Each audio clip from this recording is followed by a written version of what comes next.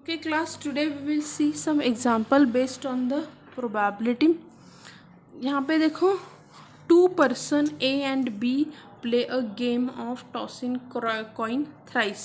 उन्होंने क्या किया है, 3 times they toss a coin and if a result tossed is head, A get 2 rupees from B. If result toss is tail, B get 1.5 rupees from A. Let X denote the amount gain or loss by the A. Show that X is the discrete random variable. Show that how it can be defined.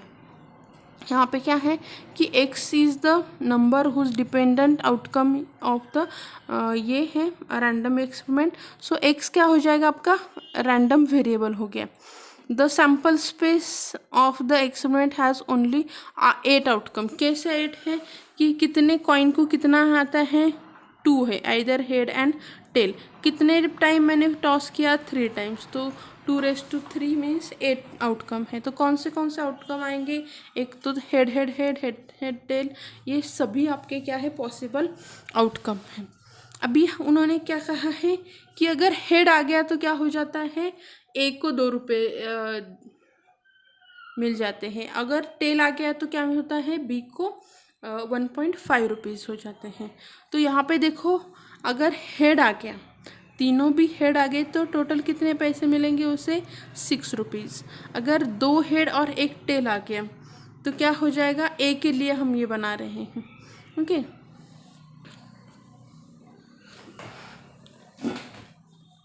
दोनों head आ गए तो क्या हो जाएगा, head 2 × 2 -1.4, तो इतने पैसे हो जाएंगे. अगर 2 टेल और 1 हेड आ गया तो कितने आ जाएंगे, इतने पैसे. तीनों भी टेल आ गए तो उसे वो माइनस करने पड़ेंगे. तो यहाँ पे देखो, हम सभी के लिए लिखेंगे. यहाँ पे उसको मिलते हैं 6 रुपीज़. 2 हेड जब आते हैं तो उसको मिलते हैं 2.50 रुपीज़. 2 हेड के लिए 2.50 रुपीज़. 2 हेड के लिए 2.50 रुपीज़. 1 हेड के लिए उसे कितना होता है, -1 रुपीज़. 1 हेड के लिए -1 रुपीज़. 1 हेड के लिए -1, और टेल आ गया तो उसे -4.50 रुपीज़ जाएंगे उसके. तो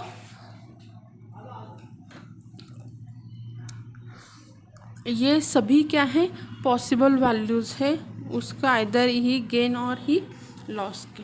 okay, A bag contain 1 red 2 green ball. One ball is drawn at a random. Its color is noted and then the ball is put back into the bag. क्या है यहाँ पे मैं लिखती हूँ कि there is one bag. It has what? How many red? 1 red and what? 2 green ball is there. 1 first हमने क्या किया, एक बॉल पिक किया और फिर से उसमें ही रख दिया. And then 1 more ball is drawn from the bag at a random and its color is also noted. Colour हमने नोट कर लिया. X denote the number of red ball drawn from the bag described above. Okay, अगर मुझे यहाँ पे निकाल लिया है तो हम कैसे उसे डिस्क्राइब करेंगे. टोटल नंबर ऑफ बॉल कितने हैं बैग में, there are 3 balls. Okay, a ball is in bag is denoted by the red, then green and green two. The sample space of experiment is, sample space कैसे आ जाएगा, एक तो red red रहेगा, red green रहेगा,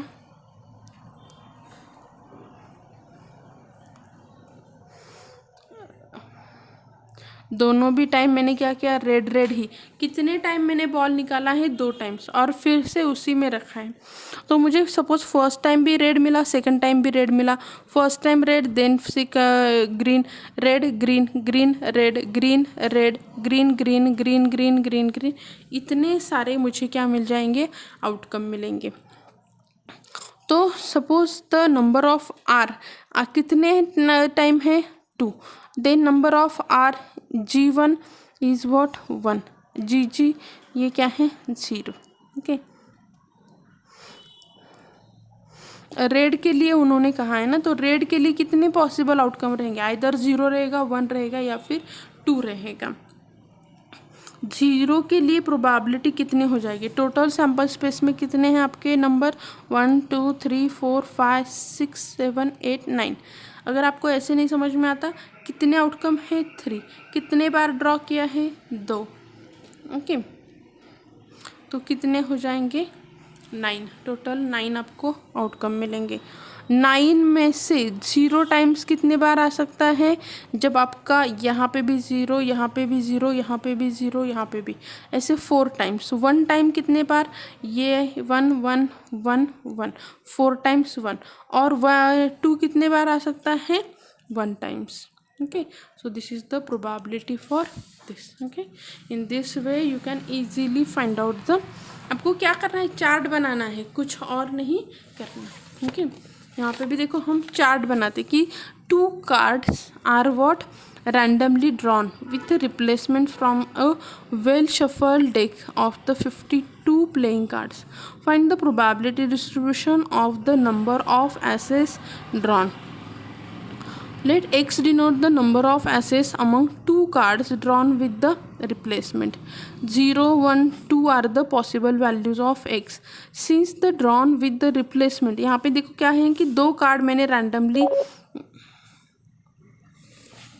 निकाल लिए और फिर से उसे क्या किया है, पुट किया है from the well shuffle deck. 52 playing card, find the possible distribution. अगर मैंने कार्ड्स का देखा तो टोटल कितने कार्ड्स रहते हैं, कि टोटल कार्ड रहते हैं मेरे इसमें 52, उसमें एस आने की प्रोबेबिलिटी कितनी रहती है,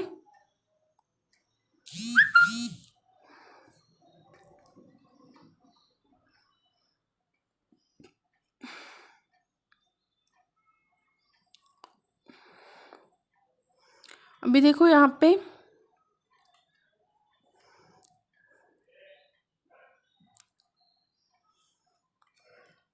दो टाइम्स हमने कार्ड को ड्रॉन किया है, टोटल एस कितने रहते हैं, इसमें कार्ड में 4 एस रहते हैं, सो 4/52, मतलब एस आने की प्रोबेबिलिटी इतनी है। नॉन एस आने की मतलब 4 को छोड़ के 52 - 4, मतलब यहाँ पे 52 और 52 - 48, if you solve I get this one. Okay, non S आने की प्रोबेबिलिटी इतनी है। नॉन एस आने की, दोनों भी टाइम नॉन एस आने की प्रोबेबिलिटी कितनी हो जाएगी, 12/13, 12/13, तो इतनी। एक बार एस आने की प्रोबेबिलिटी कितनी रहेगी, 1/13 इंटू 12/13 प्लस 12/13 इंटू हियर 1/13, मतलब दिस। दोनों भी टाइम मैंने ड्रॉन किया, दोनों भी टाइम मुझे एसी मिला, उसकी प्रोबेबिलिटी कितनी रहेगी, इतनी। तो आपको उसका रिक्वायर्ड प्रोबेबिलिटी डिस्ट्रीब्यूशन मिल गया। एग्जाम्पल पूछे जा सकते हैं, this is the way to ask the example.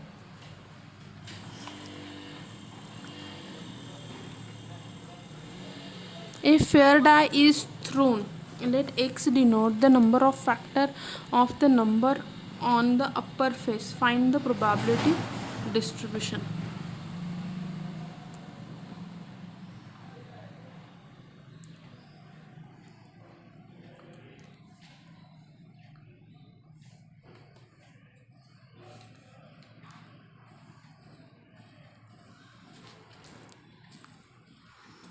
यहाँ पे क्या है, डाई को हमने थ्रो किया है, कितने टाइम्स थ्रो किया है, उसे 1 टाइम ही थ्रो किया है, तो 1 आने की प्रोबेबिलिटी कितनी है,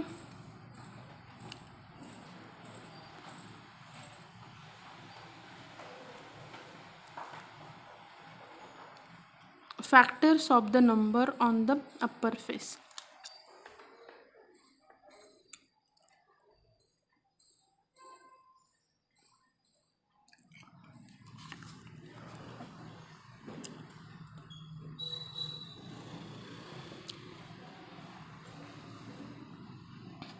फैक्टर्स मतलब यहाँ पे क्या रहेगा कि 2 के फैक्टर्स कौन से 2 इंटू 1, 3 के फैक्टर्स कितने हैं, सॉरी 3 इंटू 1 कितने फैक्टर्स है, टोटल नंबर ऑफ 2 फैक्टर। 4 के फैक्टर्स कितने हैं, 2 इंटू 2 इंटू 1, तो कितने टोटल नंबर ऑफ फैक्टर्स 3। 5 के फैक्टर्स कितने हैं? 5 इंटू 1 मतलब 5। 6 के फैक्टर्स कितने हैं? 2 इंटू 3 इंटू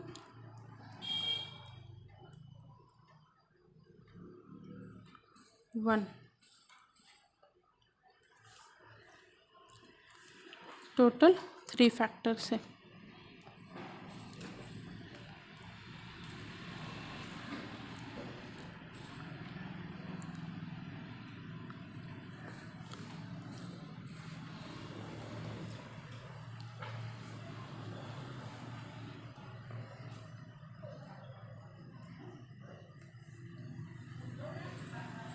या फिर आप इसे ऐसे कह सकते हैं कि फैक्टर्स आर व्हाट, कि 2, 1 here, 3, 1 here, 2, 4 and 1 are the factor. इसके 5, इसके फैक्टर्स क्या है? 2, 3, 1, 6, these are the factors. So there are 4 factors for 6। तो प्रोबेबिलिटी निकालो अभी इसकी। प्रोबेबिलिटी 1 आने की। टोटल कितने नंबर्स है? 1, 2, 3, 4 के अलग से कुछ नहीं है, उससे अलग। टोटल सैंपल स्पेस कितना है? 6 का है। 1 आने की प्रोबेबिलिटी कितनी है? 1। तो फैक्टर 2 आने की प्रोबेबिलिटी कितनी है? 1, 2, 3 है। ऐसे 3 नंबर्स है ना जिनका फैक्टर क्या आता है? 2 आता है। तो उस 3/6, 3 आने की प्रोबेबिलिटी कितनी है? कितने नंबर्स का? 4 का ही खाली 3 आता है, तो 1 ही नंबर है। 4 आने की प्रोबेबिलिटी कितनी है? कि 1 ही नंबर है जिसका क्या आ जाता है? फैक्टर्स 4 आ जाते हैं, number of factor. Okay, so this is the way to solve the example. आपको क्या है कि सबसे इम्पोर्टेंट है कि एग्जाम्पल को समझ के लेना है। यहाँ पे देखो एक एग्जाम्पल दिया है and we have to solve this example. Probability distribution हमें दिया गया है और कहा है कि solve this example.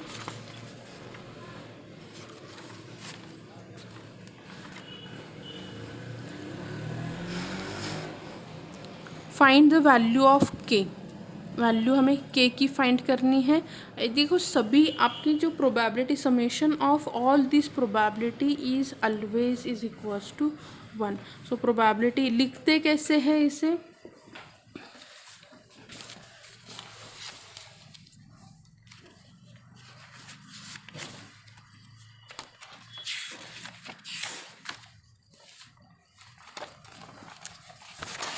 I just write here कि x और प्रोबेबिलिटी ऑफ x हमें दिया है। तो यहाँ पे 0, 1, 2, 3, 4 इसकी प्रोबेबिलिटी है आपकी 0 की 0.1, 1 की के, 2 के, यहाँ पे 2 के एंड के। और फाइंड के कहा है, तो कैसे करेंगे यहाँ पे कि probability of x is equal to 0 plus probability जब x1 रहेगा, x इज इक्वल टू 2 रहेगा, x इज इक्वल टू 3 रहेगा, plus x is equal to 4 रहेगा। सबके अगर एडिशन करो तो आपको क्या मिलेगा? डेफिनेटली 1 ही मिलेगा। x इज इक्वल टू 0 के लिए क्या है? 0.1 है। Then k plus 2k and k is equals to 1। So 0.1 plus 6k is equal to 1। 6k is equal to 1 minus 0.1। 6k is equal to 0.9। k is equal to 0.9 upon 6। So k is equals to 0.15.